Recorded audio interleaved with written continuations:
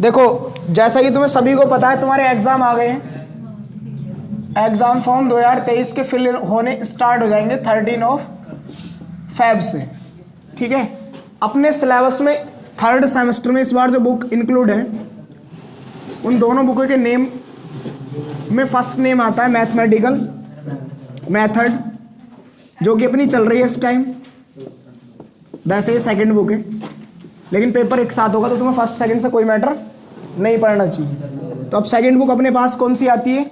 Group theory. उसको short form में नाम दिया गया है अलजेब्रा, जबकि अलजेब्रा अपने आप में बहुत बड़ा टॉपिक है, ठीक है ना। उसका बहुत माइन्यूट सिलेबस दिया हुआ है यहाँ पर ग्रुप थ्योरी का। तो इसके जो इंपॉर्टेंट टॉपिक्स हैं उनकी मैं यूनिट्स बता रहा हूँ तुमको, कुछ पेपर के हिसाब से तैयार करनी है, और जो कि मैं सारी की सारी इनमें से करा भी चुका। ज़्यादातर जो भी पेपर के हिसाब से इंपॉर्टेंट है वो यूट्यूब पे भी और यहाँ भी सभी जगह हो चुकी हैं। तो इसके फर्स्ट यूनिट आती है अपने पास फंक्शन ऑफ सेवरल वेरिएबल,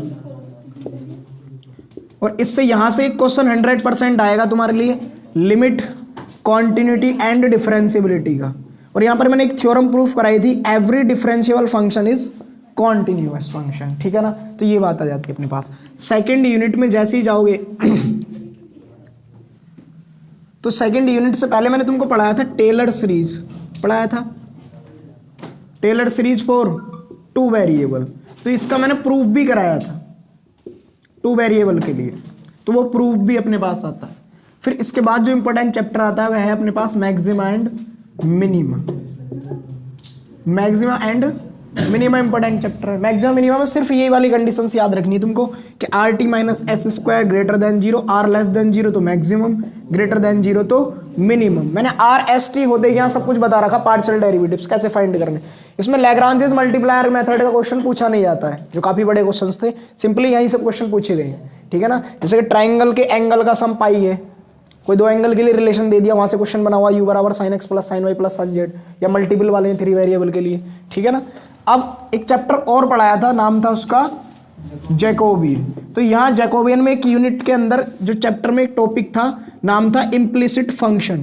तो इस टॉपिक के क्वेश्चन कर लेना, इम्प्लिसिट फंक्शन।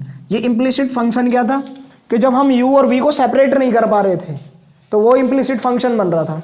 तो इस जैकोबियन के अंदर सिर्फ इसके क्वेश्चन तैयार करने, ठीक है ना। मैक्सिमम मिनिमम सिंपल इस टाइप के क्वेश्चन पढ़ गया नहीं, इसमें इम्प्लिसिट फंक्शन के क्वेश्चन पढ़ नहीं। यहाँ टेलर सीरीज का प्रूफ और क्वेश्चन आसान है, और कभी भी जो पूछता है तो शॉर्ट में पूछता है, लेकिन इसकी थ्योरम हमेशा लॉन्ग क्वेश्चन बनती है। तो यहाँ से लॉन्ग बनेगा पक्का और यहाँ से लॉन्ग बनेगा पक्का। लास्ट यूनिट जो सबसे ज़्यादा इंपॉर्टेंट है खाली इसके अंदर, वह आ जाती है inverse Laplace transformation. Inverse Laplace जो इस टाइम चल रही है, सिंपली लाप्लास ट्रांसफॉर्मेशन से क्वेश्चन अगर बनेगा तो सिर्फ और सिर्फ बनेगा 0 to इनफाइनाइट e की power minus t sine t बटे टी डी टी, जो डेफिनेशन का यूज करके क्वेश्चन कराए थे मैंने तुमको बस, ठीक है ना।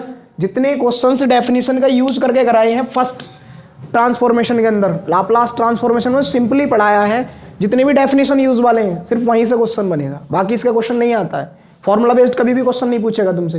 वो पढ़ाए क्यों गए? ताकि वो यहाँ पर यूज होते हैं।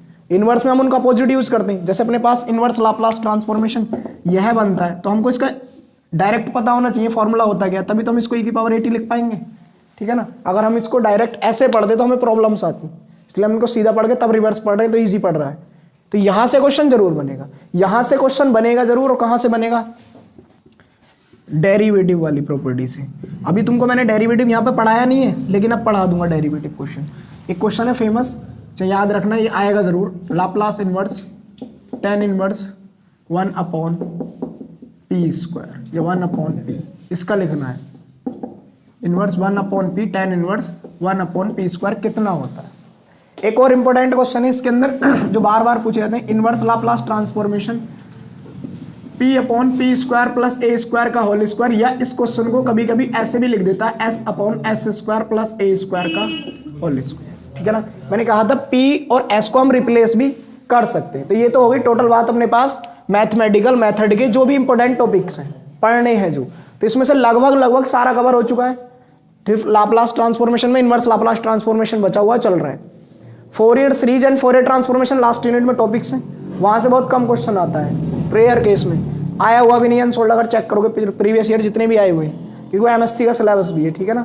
मैथमेटिक्स में आगे पढ़ोगे तो फोरियर ट्रांसफॉर्मेशन, फोरियर सीरीज सारे के सारे मेनली तो यूज होते हैं फिजिक्स में, मैथमेटिकल फिजिक्स में, जो अप्लाइड पोर्शन को सॉल्व करने के लिए किए जाते हैं, तो इसलिए यहाँ पर कम पूछा जाता है उसको।